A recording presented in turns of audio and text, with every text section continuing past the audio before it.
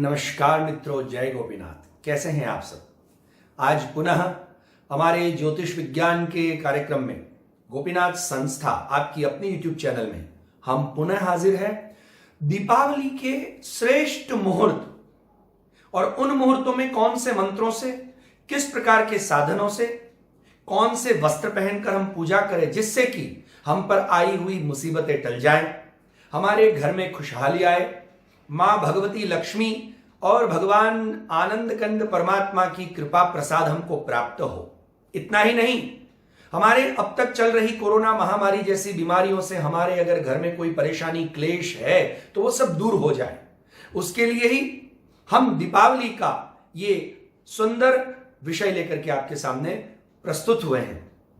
वैसे तो आपने हमारे पिछले वीडियो में ये जाना ही होगा कि किस प्रकार 5 दिवसीय पर्व है, इस बार ये 4 दिवसीय पर्व है, पर हमारे जीवन में खुशियां लेकर के आने वाला है। वैसे भी मत्स्य पुराण कहता है, दीपैर्निराजनादत्र सैषा दीपावली स्मृता, अर्थात अनेक प्रकार के घृत और तेल से पूरित दीपकों की अवली यानी हार माला, उससे भगवान और भगवती लक्ष्मी का आरती और पूजन होता है। इसीलिए यह सुंदर जीवन में धन धान्य से प्रकाशित करने वाला और आनंद रूप भगवान का आनंद प्रदान करने वाला ये उत्तम आर्थिक उत्क्रांति और प्रकाश को लेकर के आने वाला पर्व ये दीपावली आप सभी को हमारी ओर से खूब खूब अभिवादन करते हैं।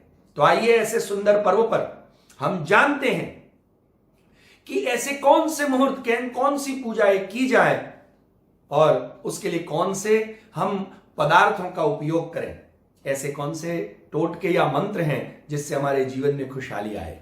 तो चलिए आगे बढ़ते हैं। उसके पहले अगर आपने अभी तक हमारी चैनल को सब्सक्राइब नहीं किया है तो सब्सक्राइब करें और बेल बटन दबाएं, ताकि आगे आने वाले चमत्कारिक उपायों का जो हम वीडियो बनाने वाले हैं, जिससे हमारे जीवन को किस प्रकार समुन्नत किया जाए, वो आपको सबसे पहले प्राप्त होगा। और आपके अपने मित्रों से, अपने लोगों से इसे शेयर करें और लाइक करें, ताकि आपकी हम पर ऐसे ही प्रेम दृष्टि बनी रहे और हमारा संबंध आपसे जुड़ा रहे। साथ ही साथ आपके कोई प्रश्न है तो कमेंट बॉक्स में जरूर लिखें। चलिए आगे बात करते हैं चमत्कारिक उपायों की। दीपावली के पूर्व अर्थात धनत्रयोदशी के दिन मां भगवती लक्ष्मी और धन के देवता कुबेर के साथ मंगल के देवता गणेश की पूजा की जाती है। पर मां भगवती की अकेली पूजा करना उचित नहीं है, इसलिए भगवान नारायण के साथ लक्ष्मी नारायण या राधा कृष्ण की पूजा करनी चाहिए। अब वो कैसे करनी चाहिए वो मैं आपको आज बताता हूं। सर्वप्रथम अगर आपके घर में भगवान लक्ष्मी नारायण की, राधा कृष्ण की सुंदर चांदी की या पंचधातु की मूर्ति है या पारद की मूर्ति है, नहीं है तो आप प्राप्त कर सकते हैं जहां से भी प्राप्त हो उत्तम जगह से। और मूर्ति नहीं है तो चित्र उनको रखें। साथ ही साथ मंगल के देवता गणेश और कुबेर के देवता की मूर्ति ना हो तो कुबेर का यंत्र भी आप रख सकते हैं। उसमें इस प्रकार रख करके एक बड़ी थाली में आप सारे सामान को सजाएं।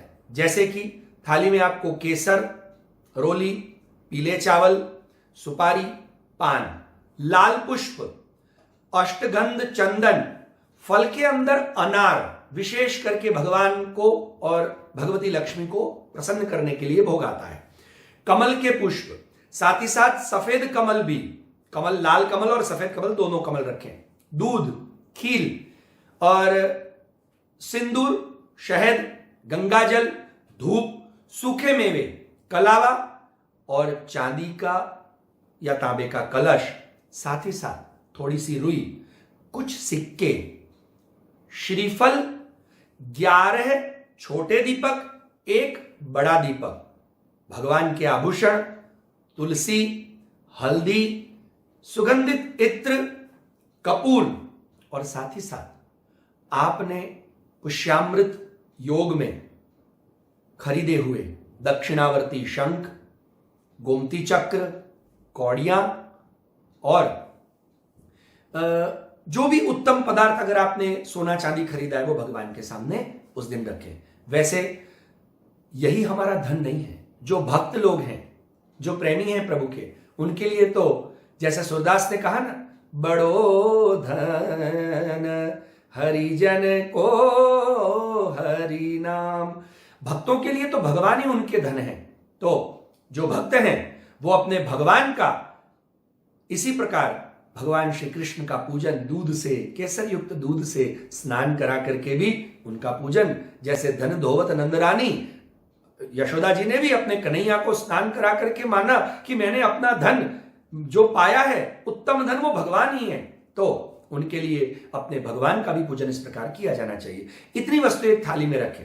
साथ ही साथ भगवान का स्वरूप पूजन के समय इस प्रकार मूर्ति पधराएं ताकि उनका मुख पश्चिम में रहे, क्योंकि पश्चिम में वसते लक्ष्मी, पश्चिम में लक्ष्मी जी का वास माना गया है।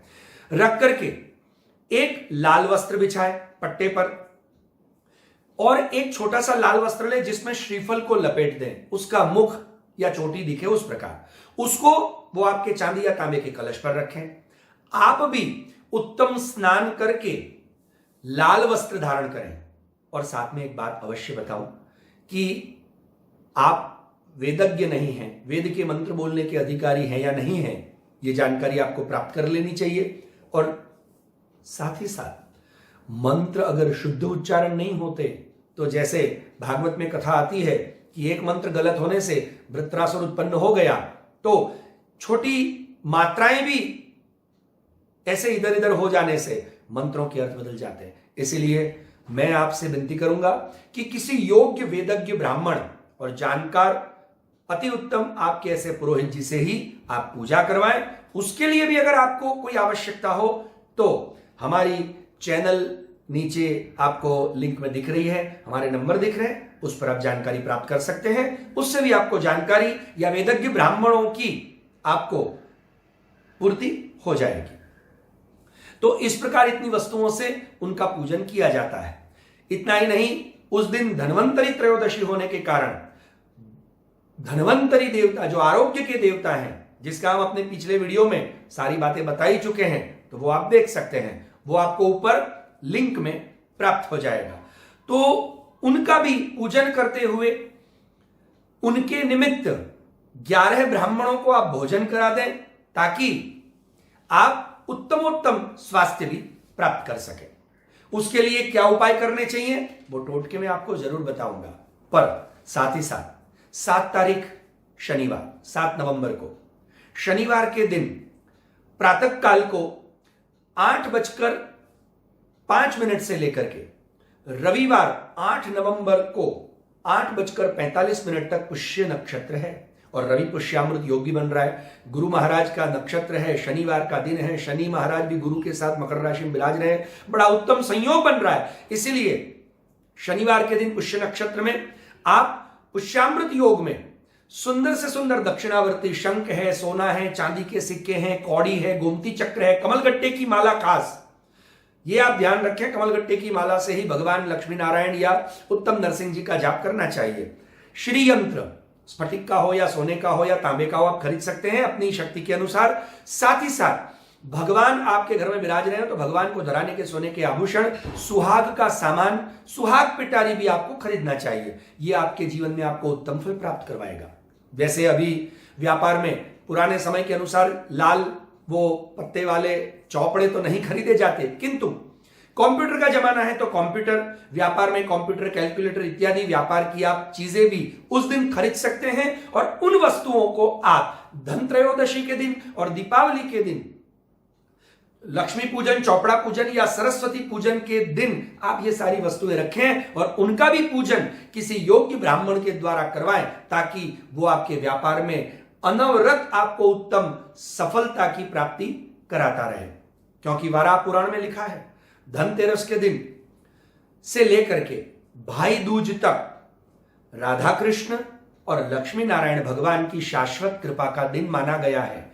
और इसलिए उस दिन मतलब धनत्रयोदशी के दिन से लेकर के भाई दूज तक अगर आप भगवान राधा कृष्ण या लक्ष्मी नारायण की, कुबेर यंत्र की और मंगल के देवता की स्थापना कर करके 5 दिन तक पूजा करते हैं तो उत्तम फल की प्राप्ति होती है। जिसमें सिंह लग्न उत्तम माना गया, जिसमें आचार्य, संत, धर्मगुरु इत्यादि पूजा करते हैं जैसा कि हमने अपने पिछले वीडियो में बताया था आपको, और वो आप पिछले वीडियो से जानकारी प्राप्त कर सकते हैं कि कौन से लग्न में कौन व्यक्ति पूजा कर सकता है। वैसे पुनः कह दूं कि आपको अपने जन्म लग्न के अनुसार अपनी जन्म पत्रिका दिखाते हुए यह जानकारी प्राप्त करनी चाहिए कि आपके लिए कौन सा लग्न, कौन सा नक्षत्र उत्तम है, और उस मुहूर्त में अगर आप पूजा करें तो विश्वास रखिए कि सफलता आपके कदम चूमेगी और मां लक्ष्मी कभी आपके घर को छोड़ के जाएगी नहीं, और आप सफलता की ऊंचाइयों पर विराजमान हो जाएंगे। सिंह लग्न में भगवान लक्ष्मी नारायण और गणेश जी को बिठा करके राधा कृष्ण कुबेर यंत्र को स्थापित करके स्वयं भी लाल वस्त्र धारण करें। जैसा कि मैंने पहले कहा कि एक छोटे से लाल वस्त्र में कलश के ऊपर रखने के लिए श्रीफल को रखें, और आप भी लाल वस्त्र धारण करें, लाल मखमल का आसन लें, उस पर बैठ करके भगवान के सन्मुख एक छोटा सा मिट्टी का बर्तन जिसमें घी भरा हुआ हो वो रख करके शुद्ध गाय के घी का बड़ा दीपक जलाएं। वो दीपक जलाते हुए रुई से दीपक बनाए तो आड़ी बात, ऐसे खड़ी बात नहीं, आड़ी बत्ती लगाएं और उसमें थोड़ा सा कपूर मिश्रित कर दें ताकि आने वाली मुसीबतें टल जाएंगी, और उसको प्रकट करें गंगा जल और पंचामृत। गंगा जल में थोड़ी सी हल्दी और केशर लगाएं और पंचामृत से भगवान को स्नान कराएं, और जब भगवान को स्नान कराएं तो उस वक्त श्री सूक्त या पुरुष सूक्त का पाठ या दोनों ही पाठ का आप उच्चारण करते हुए, अगर आपको नहीं आता है तो किसी, अब तो वर्चुअल का जमाना है और अभी मोबाइल पर आप किसी वेदज्ञ ब्राह्मण से वर्चुअली पूजा करवा सकते हैं, उसकी अपॉइंटमेंट भी ले सकते हैं, और वो पाठ करेंगे, वो पूजा आपके निमित्त भी करेंगे और आपसे भी पूजा करवाएंगे। तो वो करवा करके केसर कुमकुम से स्नान कराते हुए केसर कुमकुम का भगवान को टीका लगाएं। विष्णु सहस्त्र नाम स्तोत्र, पुरुषोत्तम सहस्त्र नाम स्तोत्र और श्री सूक्त के 11 पाठ करने चाहिए। इतना ही नहीं, पाठ के उपरांत मां लक्ष्मी को कंद के पुष्प और भगवान नारायण या कृष्ण को कमल के पुष्प समर्पित करने चाहिए। केसर युक्त चंदन और कुमकुम चढ़ाना चाहिए। लाल अनार के दाने फल में, और याद रखिए बाजार से लाई हुई मिठाई नहीं पर अपने स्वयं हाथों से बनाई हुई खीर उस दिन भगवान को भोग लगाए जिसमें केसर थोड़ा सा लगा हुआ हो, और भगवान को थोड़ा सा इत्र जरूर समर्पित करें। साथ ही साथ सिंदूर, कमल के गट्टे, गोमती चक्र और कमल के गट्टे की माला भी भगवान के सामने समर्पित करें। थोड़ा सा हल्दी छिड़क करके, याद रखिए यह करने से कभी भी घर में, व्यापार स्थान में और जीवन में आपके कोई भी काम धन के कारण अटकेंगे नहीं, रुकेंगे नहीं और आपको कभी कमी महसूस नहीं होगी। ये मेरे अनुभव सिद्ध आपको उपाय बता रहा हूं। और एक उपाय बता रहा हूं जो कि जैसे मैंने धनतेरस का बताया, अब हम छोटी दीपावली यानी चतुर्दशी के दिन देखते हैं, रूप चतुर्दशी, नरक चतुर्दशी। उस दिन संध्या के समय सूर्यास्त हो रहा है, उस समय आपको अपने घर की दक्षिण पश्चिम दिशा में यानी कि नैऋत्य दिशा में, घर की खुली जगह में, इस दिशा में एक काम करना चाहिए। एक थाली में या एक साथ किसी पात्र पर या पट्टे पर 14 दीपक पितरों के नाम से जलाने चाहिए। अपने पितरों को याद करके पितरों के नाम से एक एक नाम लेते हुए आपकी 3 पीढ़ी यानी वसु, रुद्र और आदित्य, 3 पूर्वजों को याद करते हुए, आपके ननिहाल के पितरों को याद करते हुए उनके नाम से 14 दीपक जलाएं। और 14 दीपक जला करके संभव हो तो हाथी को गन्ना या दूध, मिठाई की बनी हुई कोई ऐसी सुंदर मीठी वस्तु का अपने हाथ से खाना खिलाएं। और तीसरा एक प्रकार है कि किन्नर अगर आपके घर आते हो या आपको कहीं रास्ते में मिल जाए तो किन्नर को 21, 11 या 31 रुपए दे करके उससे प्रसाद में 1 रुपया वापस लें और वो उनके हाथ से आशीर्वाद के रूप में लेकर के उन्हीं के हाथ से अपने पर्स में रखवाएं, या वो सिक्का ला करके ग्रीन कलर के कपड़े में बांधकर लपेट कर अपनी कैश बॉक्स या तिजोरी में रख दें। धन की कभी भी कमी नहीं होगी, आपका पर्स कभी खाली नहीं रहेगा। और फिर पुनः उन 14 दीपकों के पास आकर के पितरों के आशीर्वाद लें, पितरों का तर्पण करें, पीपल के वृक्ष को भी आप जल चढ़ाएं। साथ ही साथ इतना नहीं, एक और प्रकार, क्योंकि इस बार एक विशेष संयोग बैठ रहा है। दीपावली के दिन ही नरक चतुर्दशी और रूप चतुर्दशी के दिन ही दीपावली, अर्थात 2:17 तक चतुर्दशी तिथि है और 2:19 से 14 नवंबर को ही दीपावली है। इसलिए उस दिन कौन से उपाय करने चाहिए वो मैं आपको जरूर बताऊंगा। आपको एक काम करना चाहिए कि उस दिन एक बड़ा दीपक अवश्य जलाएं और छोटे 4 दीपक जलाएं, पर वो दीपक जला करके जमीन पे सीधे न रखें, आसन दे दीपक को, क्योंकि जो दीपक है वो अंधकार हरण करने वाला है। इसके लिए उसके नीचे कील, मतलब लोहे की नहीं, खील जो हम भगवान को भोग में विराजमान करने के लिए रखते हैं, वो खील रखें और उससे खील चावल जिसको बोलते हैं वो रखें। दीपक के नीचे भी थोड़े से खील चावल रखें ताकि उनका आसन प्राप्त हो जाए। और जब दीपदान करने की यमराज के निमित्त बारी आए चतुर्दशी के दिन, जो मैंने हमारे पिछले वीडियो में आपको बताया था, वो निश्चित रूपेण तिल का तेल होना चाहिए या सरसों का, घी का नहीं, याद रखें। इस प्रकार करने से आपको यमराज की या आने वाली आकस्मिक बीमारी या मुसीबतों से आप निजात पाएंगे। अगर आपके घर में शालिग्राम विराज रहे हैं, फिर वो नरसिंह शालिग्राम हो या लक्ष्मी शालिग्राम हो, अगर घर में विराज रहे हैं तो दीपावली के दिन ये प्रयोग अवश्य करें। और ये प्रयोग इन मंत्रों के साथ करें। मैं आपको मंत्र पहले बता देता हूं, लक्ष्मी का मंत्र बता देता हूं। ओम श्रीम ह्रीम श्रीम कमले कमलालये प्रसीद प्रसीद श्रीम ह्रीम श्रीम ओम महालक्ष्मी नमः। ये महालक्ष्मी का मंत्र है।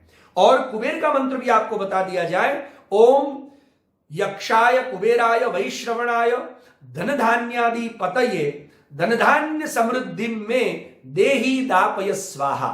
इन 2 मंत्रों के साथ और भगवान शालिग्राम जी के लिए, अगर नरसिंह जी शालिग्राम जी विराज रहे हैं तो ओम वज्रनखाय विद्महे तीक्ष्ण दंष्ट्राय धीमहि तन्नो नारसिंह प्रचोदयात्। और विष्णु नरसिंह, लक्ष्मी नरसिंह या विष्णु स्वरूपी शालिग्राम किसी रूप में विराज रहे हैं तो आपके लिए मैं मंत्र बता दूं, और वो आपका मंत्र मात्र यही है, ओम श्री विष्णु देवताय नमः या विष्णु श्री विष्णवे नमः, ओम विष्णवे नमः।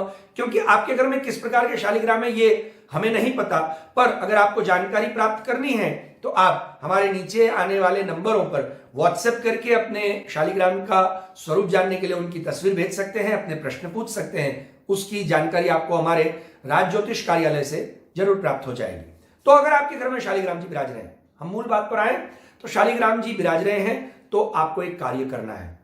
शालिग्राम जी के साथ श्री यंत्र को स्थापित करते हुए, कुबेर यंत्र को स्थापित करते हुए दीपावली के दिन आपको पूजा इस प्रकार करनी है। स्वयं भी गंगा जल से स्नान करना है और भगवान शालिग्राम जी को भी गंगा जल में हल्दी केसर मिला करके स्नान कराना, श्री यंत्र को भी हल्दी केसर युक्त गंगा जल से स्नान कराना, पंचामृत कराना। उसके बाद श्वेत कमल पर भगवान शालिग्राम जी को विराजमान करें और लाल कमल पर श्री यंत्र को विराजमान करते हुए उनके सामने आप भी लाल वस्त्र में और लाल कलर के मखमल के आसन पर बैठ करके, याद रखिए, कमल गट्टे की माला अपने हाथ में रखें।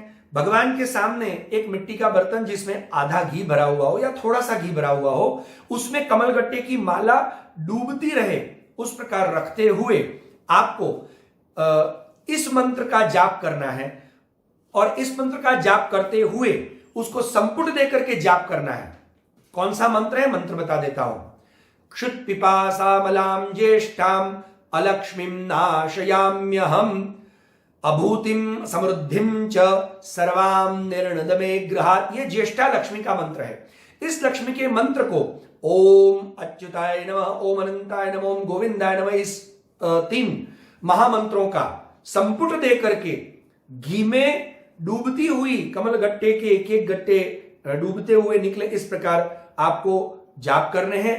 और इस मंत्र की मालाएं कम से कम 8 माला, क्योंकि महाअष्टलक्ष्मी है, उनकी 8 मालाएं अवश्य करनी है। और माला मंत्र करने के बाद शहद वाली खीर, उस दिन खीर बनाए पर खीर में शक्कर न डाले, शहद वाली खीर और बतासे भगवान को भोग लगाएं और भोग लगा करके ब्राह्मण को, कन्याओं को अवश्य खिलाएं और किसी गरीब महिला को खिला करके, जो कि सुहागिन हो, उसको सुहाग पिटारी या सुहाग का सामान दान में दें।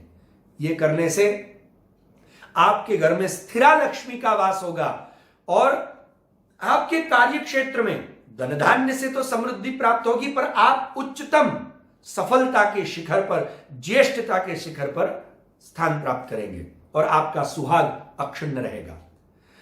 दीपावली की रात को यह टोटका तो अवश्य करें। साथ ही साथ मैं आपको और 2 बातें बता रहा हूं जो अवश्य करें दीपावली के दिन, क्योंकि इस बार चतुर्दशी और दीपावली एक साथ है। उड़द के 2 साबुत पापड़ आपके घर में होंगे, ले लें, उसके ऊपर थोड़ा सिंदूर डालें, साथ ही साथ थोड़ा दही डालें, साथ ही साथ 2 पीपल के आप 5 पीपल के 5 पत्ते ले लें। उन 5 पीपल के पत्तों पर दूध से या छेने से, पनीर से बनी हुई मिठाई रख दें। रख करके अपने घर से अपने हाथ में भगवान का नाम लेते हुए, अपनी सारी मुसीबतों का नाम लेते हुए या शत्रु का नाम लेते हुए आप जाएं और पीपल के वृक्ष के नीचे रख करके आए। रख करके जब आए तब पीछे मुड़ करके ना देखें और जब रख रहे हो तब पीपल के वृक्ष के आगे रखते हुए ये जरूर बोले कि मेरी ये मुसीबत भगवान नारायण आप दूर करेंगे। आज ये अमावस्या मेरे घर की सारी क्लेश, कंकाश या मुसीबतों को दूर करके मेरे जीवन की अमावस्या दूर हो और प्रकाश उत्पन्न हो। ये करके आकर के आप घर वापस आए और घर वापस आकर के स्नान करने का अवसर ना हो तो हाथ मुंह धो करके भगवान के सामने बैठे। आपने पूजन किया है, भगवान को यम द्वितीया भाई दूज तक स्थापित किया है, तो उनके सामने बैठ करके विष्णु सहस्त्र नाम स्तोत्र और पुरुषोत्तम सहस्त्र नाम स्तोत्र के एटलीस्ट 2 पाठ अवश्य करें। इतना करने से आपके जीवन में अत्यंत क्लेश मुक्त वातावरण, परम आनंद की प्राप्ति और धन धान्य की प्राप्ति तो होगी होगी। साथ ही साथ और एक उपाय अंतिम बता करके, धनतेरस के दिन तांबा या चांदी के बर्तन लेकर के उसमें पूर्ण रूपेण शहद भरें या शहद का शरबत बनाएं और किसी उत्तम ब्राह्मण को दान दें। आपके जीवन में आई हुई सारी कठिनाइयां या कोई आपके व्यवसाय में या जॉब में कोई रोड़े आ रहे होंगे वो सारे दूर हो जाएंगे। तो ब्राह्मण को दान दे दें और साथ ही साथ हो सके शक्ति हो तो गाय का दान दे, न दे सके तो गाय को घास और हरी सब्जी कम से कम 6 महीने तक जरूर खिलाएं। यह करने से आपके सारे अटके हुए कार्य दूर हो जाएंगे। और इस मंत्र का जाप गाय को घास खिलाते हुए करें। कृष्णाय वासुदेवाय हरये परमात्मने प्रणत क्लेश नाशाय गोविंदाय नमो नमः। ब्राह्मण को जब शहद का दान दे रहे हैं तब भी इस मंत्र का 27 बार अपने मन में जाप करते हुए ब्राह्मण को दान दें। आपके कर्जों में, याद रखिए, अगर आपके घर में कर्ज है, आपके माथे पर कर्ज है तो कर्ज दूर होगा। साथ ही साथ आपके कार्य व्यवसाय में आए हुए जो रोड़े हैं वो दूर हो जाएंगे। अब पूजा करने के मुहूर्त जैसे मैंने पिछले बताए थे, फिर से आपको याद दिला दूं। दीपावली के दिन कुंभ लग्न उत्तम मुहूर्त दोपहर को 1:54 से लेकर के दोपहर के 2:47 तक है। उसमें किन किन को पूजा करनी चाहिए, किस प्रकार करनी चाहिए, वो हमने हमारे पिछले वीडियो में बताया था। वृषभ लग्न 5:58 से लेकर के 7:55 सायंकाल में वृषभ लग्न स्थिर लग्न है जिसमें हर कोई पूजा कर सकता है। किस प्रकार करनी चाहिए, कौन कौन कर सकता है, वो हमारे पिछले वीडियो से आप जानकारी प्राप्त कर लें।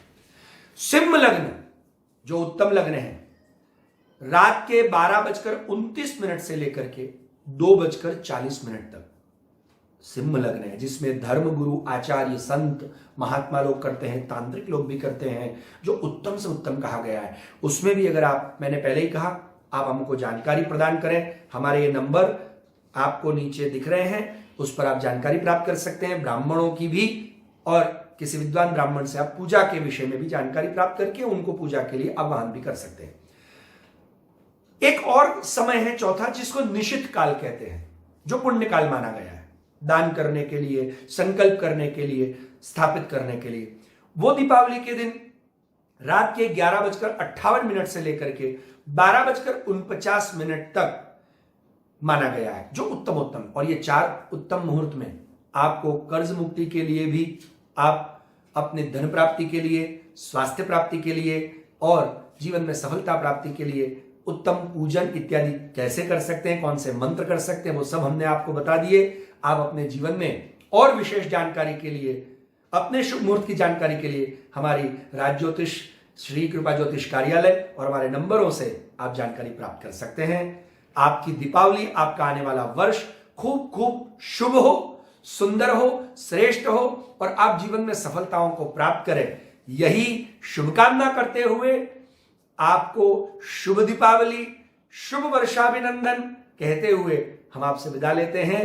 आप जरूर हमारी चैनल को सब्सक्राइब करें और हमसे इसी प्रकार अपना स्नेह बांटते रहें।